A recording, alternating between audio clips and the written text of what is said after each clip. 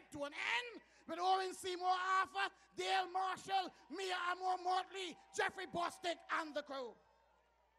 Ladies and gentlemen, I tell you now, we are going to start this wonderful revolution without blood. We're going to start it, and we're going to start it right there in the constituency of St. Michael West. And we're going to start it when Reverend Joseph Atherley puts silence in the mouth of the sleeper of Parliament. Not the speaker, the sleeper of Parliament. Ladies and gentlemen, the Barbados Labour Party's candidate for the constituency of St. Michael West. Where is he? Reverend Joseph Atherley.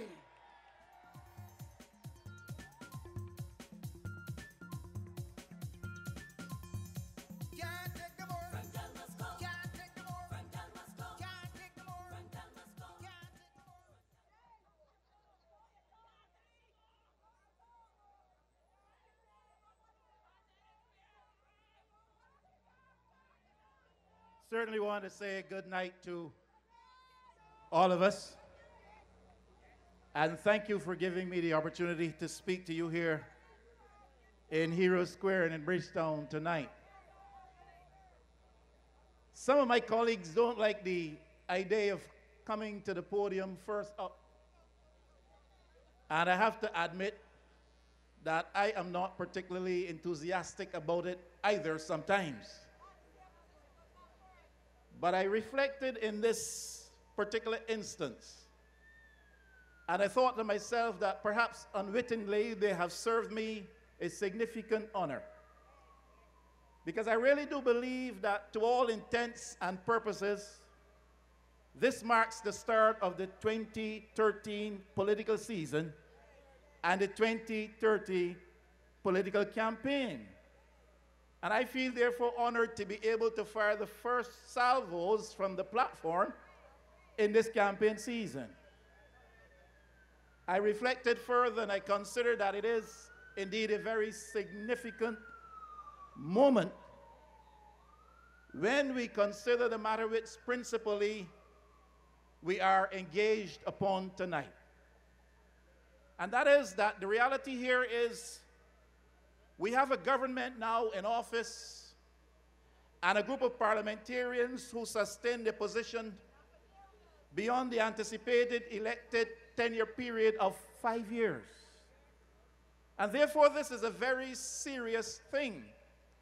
It is a first in Barbados political and public life that persons elected for 5 years have gone beyond that 5-year point with no end in sight, because no date has been named.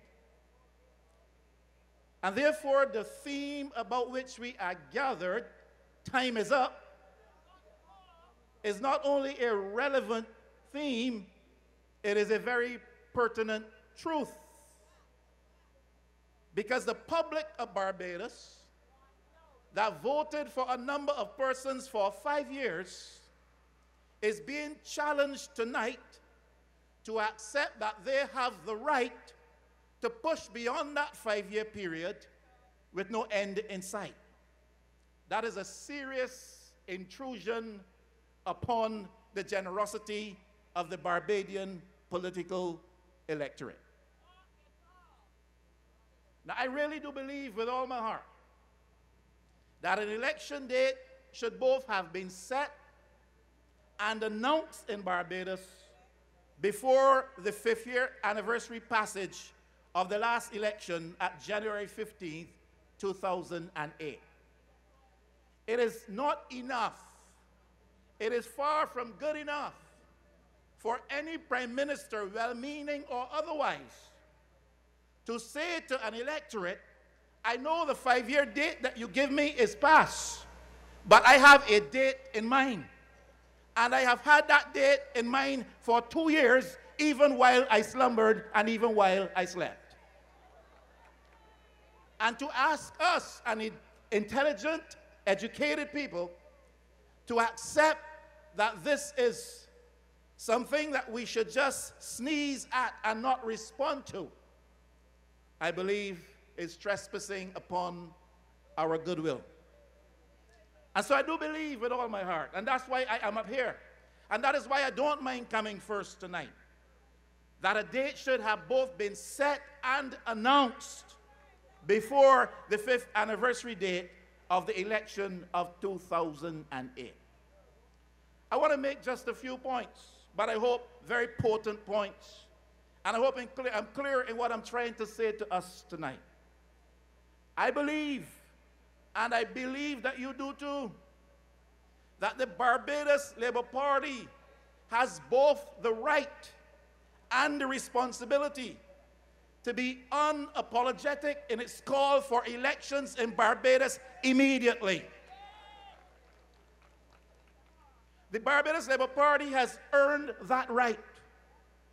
The Barbados Labour Party has that responsibility. And you know why?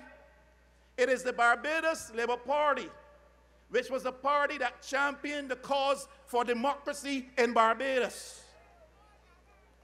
It was the Adams-led Barbados Labour Party that championed the cause for real democracy in Barbados.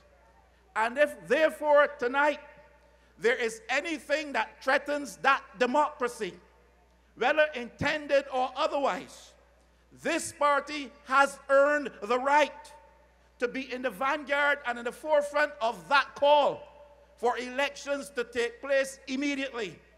And as the first speaker tonight, on behalf of this party, if I dare to assume such a position, I call upon the Prime Minister of the day to recognize that this is the call of the country at this time, and we demand elections immediately.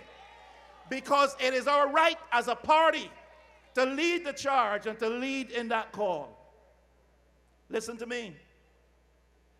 The right to vote under universal adult suffrage, which this party struggled, fought for, and won in the early Barbados days of development, that right to vote is both the essence and foundational basis of a liberal democratic system.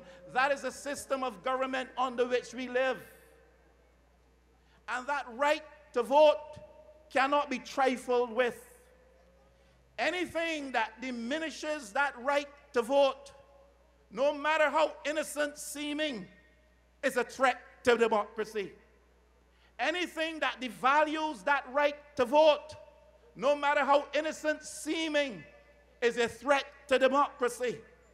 If there's a threat to democracy in Barbados, the party that championed the cause for democracy and led in the struggle for universal adult suffrage has both a right, and it is laid upon our backs, the responsibility to demand that these threats be put aside, and that in this context, election be held immediately. Anything that diminishes that right, anything that devalues that right, anything that seems to deny that right to the people, innocent as it might be, is a threat to democracy. Anything that delays unreasonably the right of the people to express themselves at least every 5 years, no matter how innocent it is a threat to democracy. And the Barbados Labour Party has a responsibility to make sure its voice is heard in the four corners of this land, in both urban Barbados and rural Barbados, that the people spoke 5 years ago and the people are ready to speak again.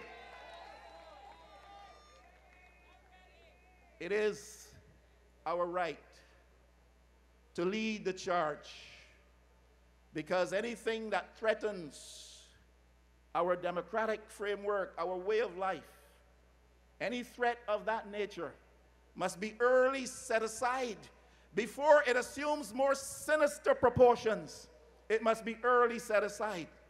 And the Barbados Labour Party must ensure that it leads that charge.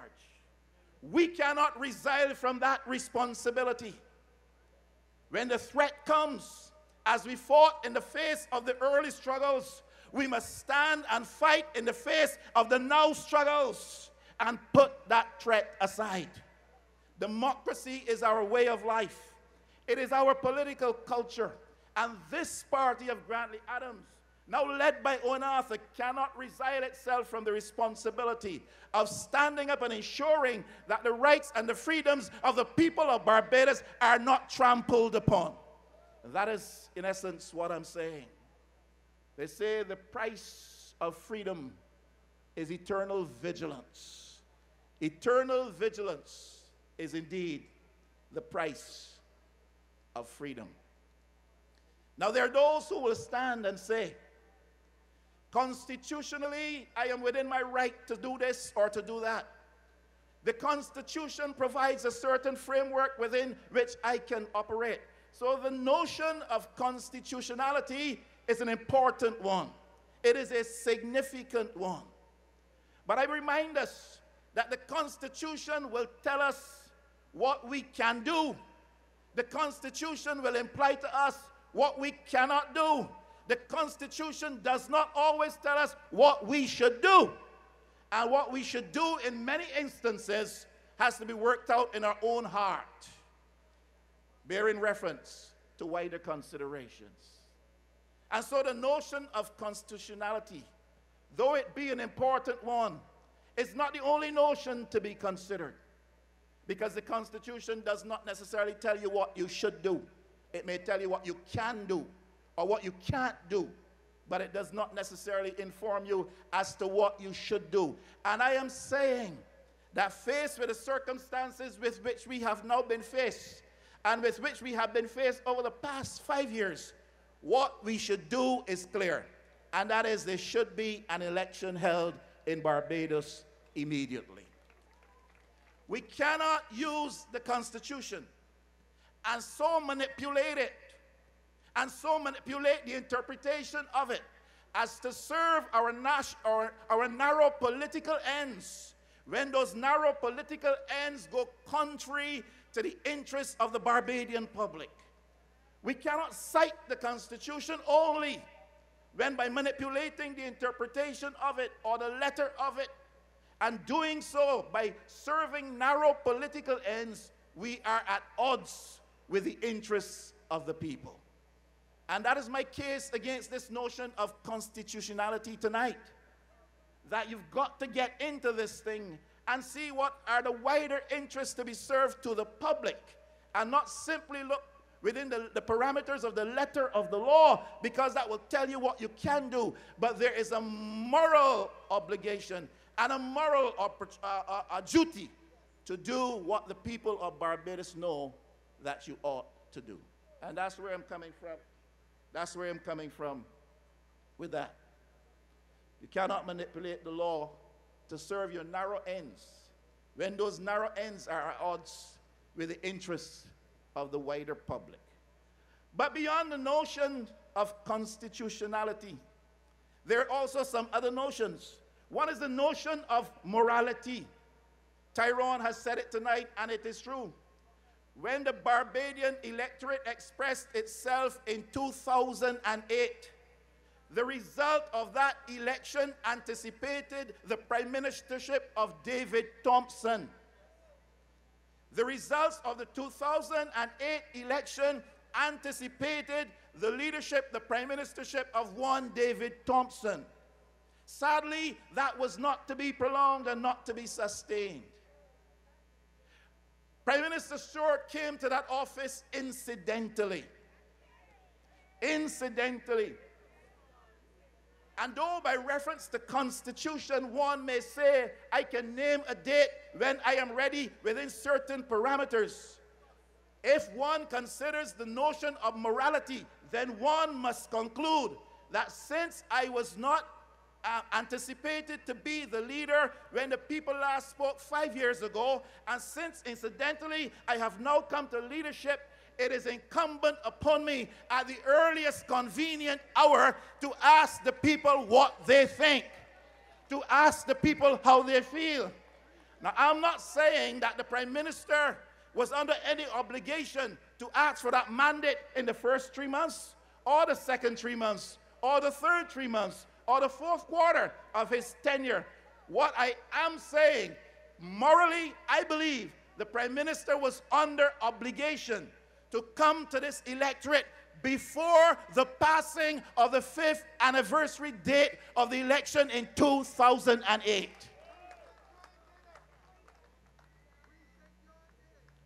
It is not only constitutionality, it is about morality as well. And you should have come, since you came to the office incidentally, to ask the people, do I have your confidence? Do I have a mandate? It is almost immoral not in the broad sense of the morality. It is almost immoral to go beyond the 5th year anniversary date of the last election and not to go there on a mandate of your own. And so the notion of morality is extremely important. Listen, there's another notion, the notion of reality.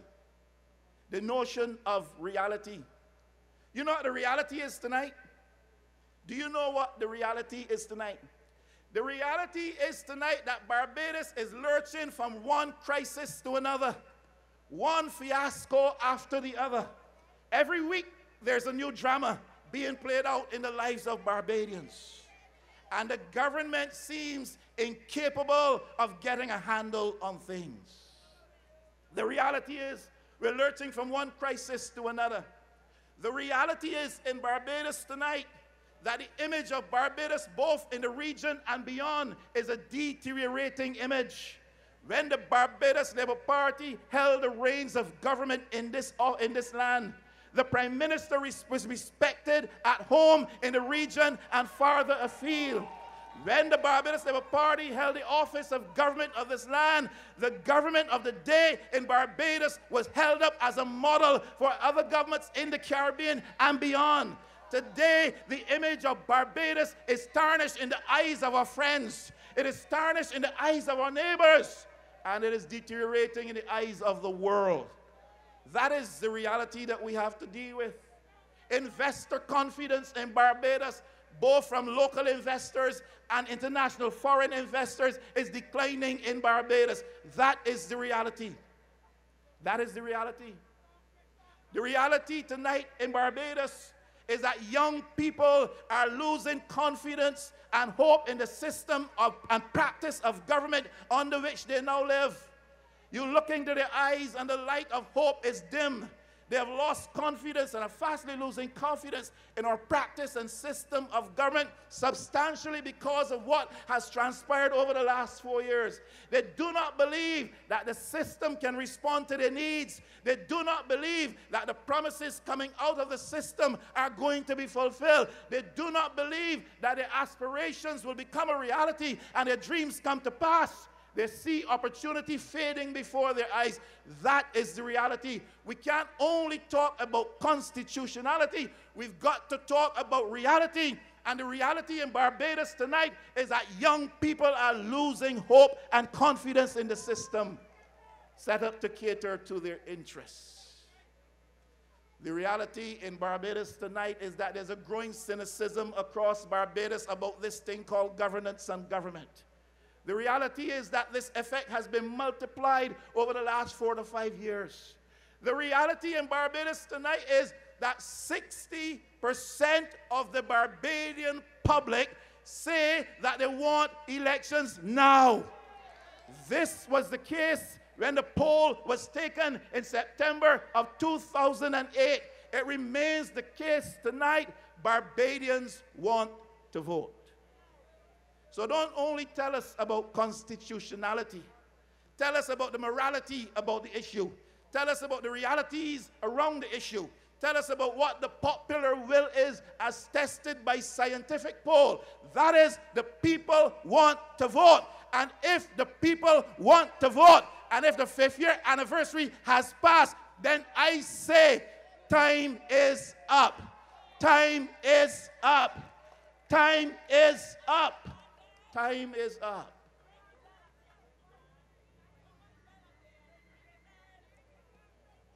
There's a notion of prime ministerial discretion. That's another notion that is bandied about. Prime ministerial discretion. It means the prime minister, within certain parameters, can call an election when he determines is the best time to do that.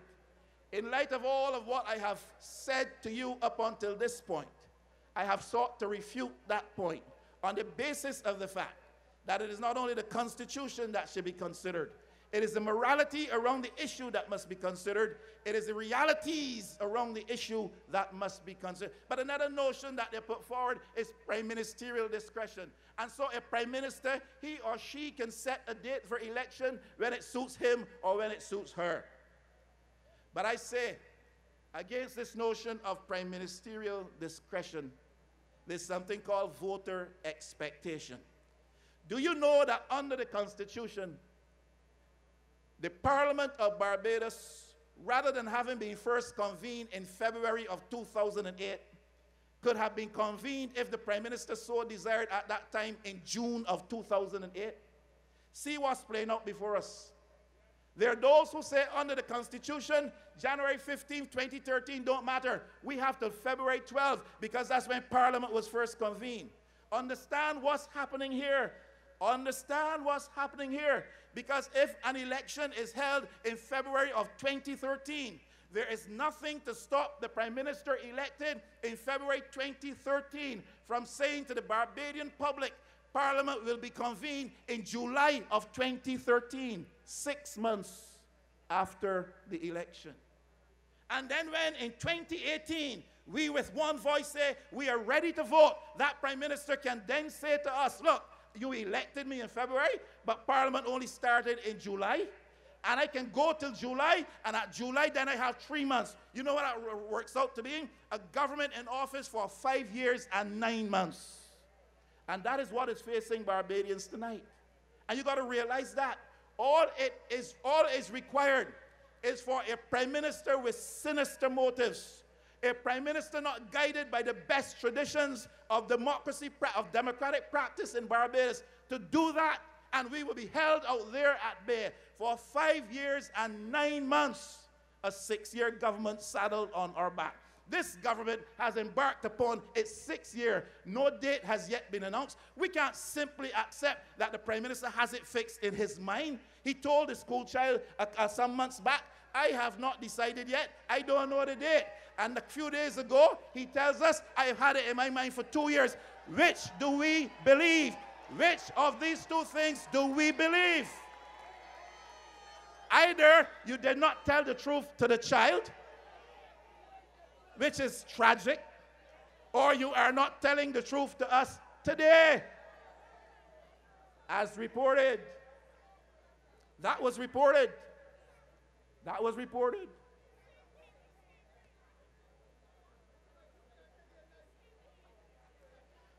But prime ministerial discretion has to be set against voter expectation. You know what voters in Barbados expected in 2008? They expected reduced cost of living. What has happened? Cost of living gone sky high. They expected continuing employment, 6%, moving towards full employment in Barbados at 2008. What have they gotten? As opposed to what they expected, unemployment double and rising. Whole households not employed. They expected, when they vote in 2008, increased levels of foreign investment, foreign inflows coming into Barbados. What is happening? Tourism is on its knees, and investors are shying away. They expected continuing reduction in their taxes, a continuing tax ease. What has happened? Taxes have gone up. Even VAT has increased.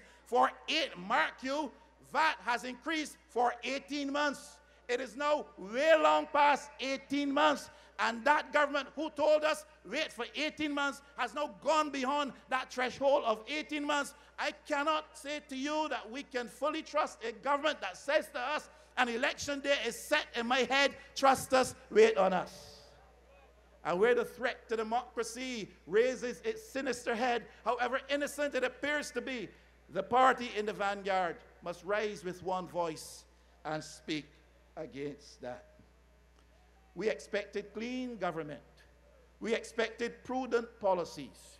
And let me tell you this, and let me close with this because they tell me I have to get down. And let me tell you this. When I voted in 2008, I voted for a man for 5 years. That man was Trevor Prescott. He didn't even get the 5 years. But I need to know that the man who got the 5 years understands that the 5 years is up. And the other 21 with him who had 5 years need to understand that time is up. And the Prime Minister needs to know that the people of Barbados believe time is up. And so with one voice, we as the champion party for democracy in this country historically say tonight what? Together, time is up. Time is up. God bless you.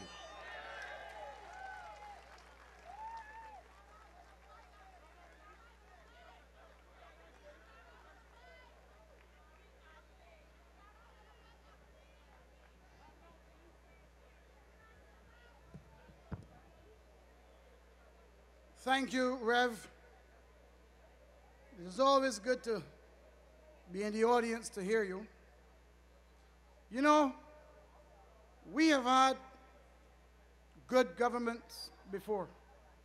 We've had good governments under Sir Grantley Adams. We've had good governments under Tom.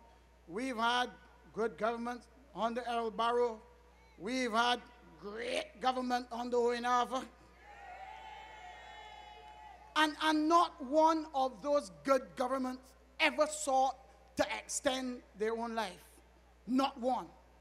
And we have the worst government this country has seen since the Awaks and Caribs were run out of this country, and it is seen to extend its own life. How for the love of me can they do that? It is awful. No good government sought to extend its own life, but the worst we've ever had is seeking to do so. They are squatting, and they need to be removed. You know, years ago, you used to have Coney Island there in Deacon's Pasture. We say Coney Island, some people say circus. When you think of this government, I don't think of Coney Island, but the word circus comes to mind. And when you think of circus, you can see the clowns. Kenny Bess, Sucku, Hudson, and Patrick Todd. You hear Dennis Kelman on the radio. Sometimes it is so awful you don't want to laugh. I mean, it is awful. Just recently, I was in conversation with a gentleman who told me that he was in one of the most spirited arguments with a man, trying to convince the man that the solution to the problems the Pine Hill Dairy now faces with the milk problem is that they should start to make goat cheese with milk. Kelman.